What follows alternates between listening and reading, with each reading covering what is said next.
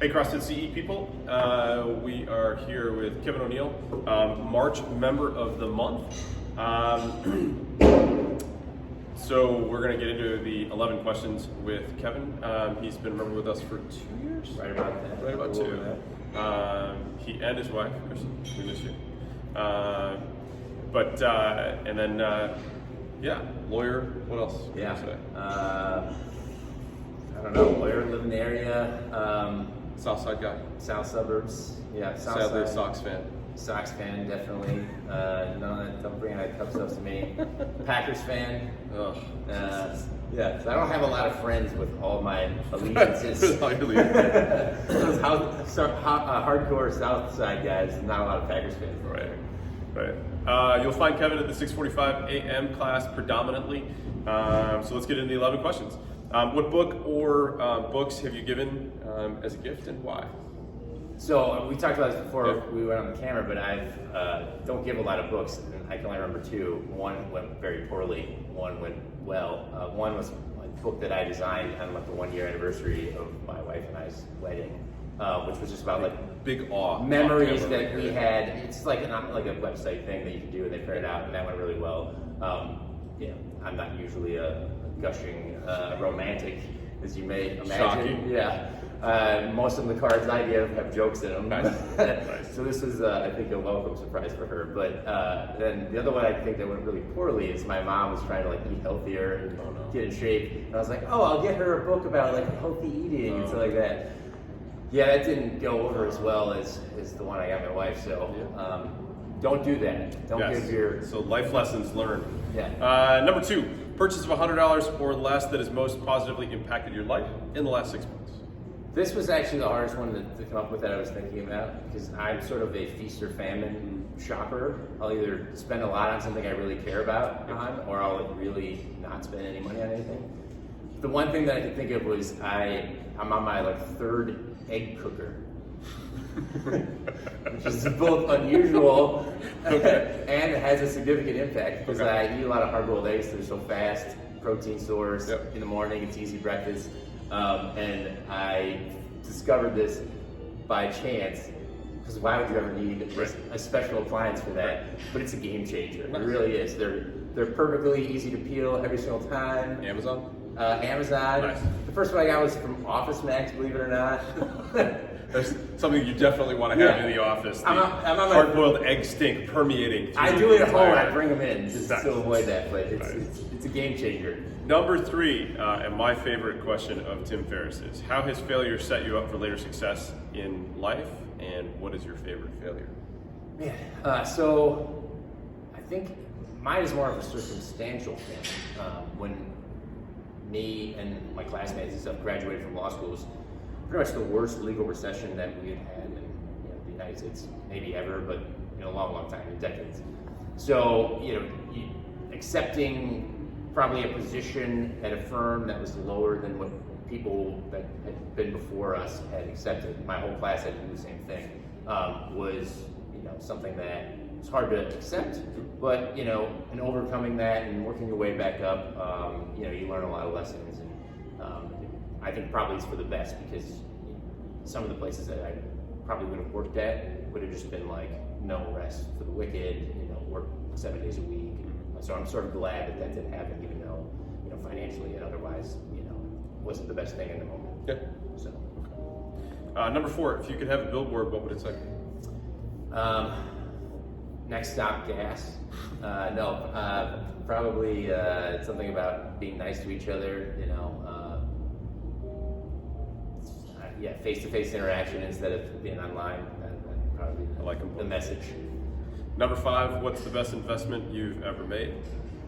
I took this question as more non-financial, and it's hard to separate anything in this realm, but like anything that you're investing in yourself, right? Like education. I think law school and student loans are expensive, but ultimately it's worth it. It's something you use every day.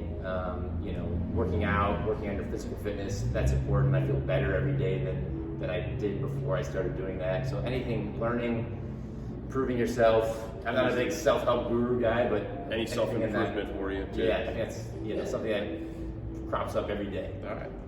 Number 6, and I'm hoping that you answer this the way that you're going to answer it, but an unusual habit or an absurd thing that you love. I don't know what you have in mind. The only one I can think of that people always tell me is really weird is I tend to stay up super late.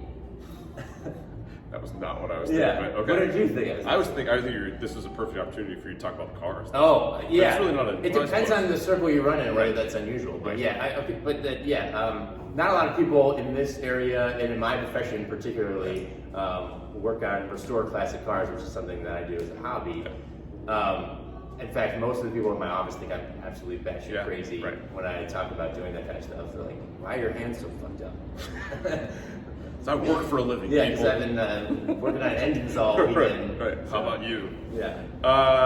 What's just the car that you gave that you sold to your father-in-law, and the one that you're restoring right now? So when I was in high school, I restored a '78 Camaro Okay. that was basically done, and then I traded that to my stepdad, who had a '68 Camaro that he was going to sell, and that's the current project. So look for that this summer. Nice. I'm equally setting it as a goal, but also self-pressure to get it done. Very nice. Last 5 years, what new belief, behavior has most improved your life? I think probably my openness to traveling.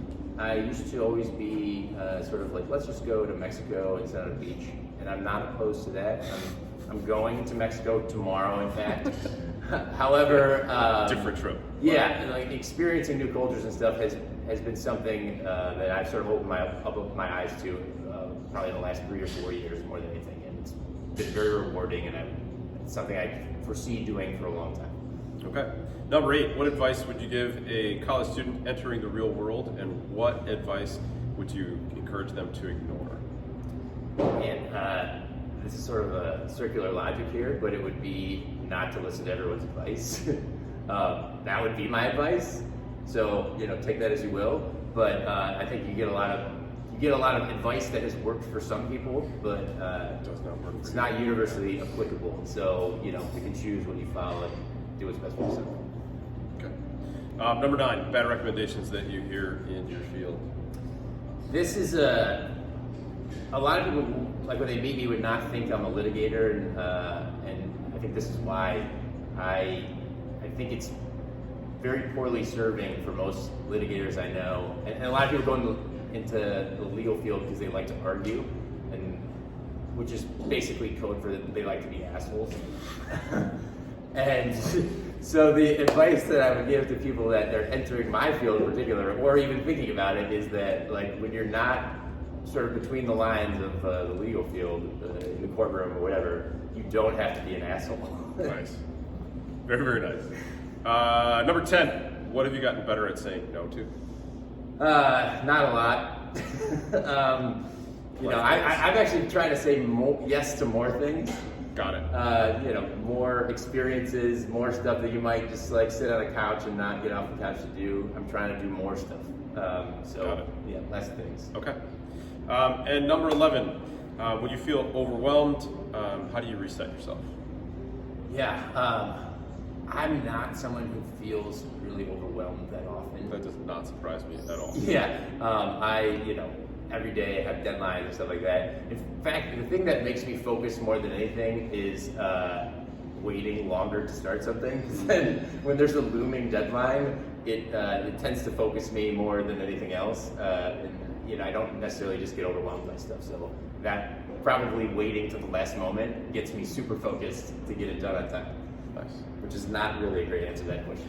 No, I think it circles back also to, or at least my imagination here would be that it would circle back to the profession that you chose as well. I mean, litigators have to be quick on their feet, and they have to be, thinking 1 or 2 steps ahead, and that being in the moment at that time, constantly, consistently throughout your life, I think probably plays dividends in this regard. Yeah, you kind of, when you're arguing in front of a jury or a judge or something like that, you kind of have to have like an inner calm where you're thinking while you're listening all at the same time, and if that overwhelms you, then you should do something else. You should do something else, yeah. you should write as a lawyer. Yeah. Okay, thanks for watching. Kevin O'Neill, March Member of the Month, 2020. See you soon.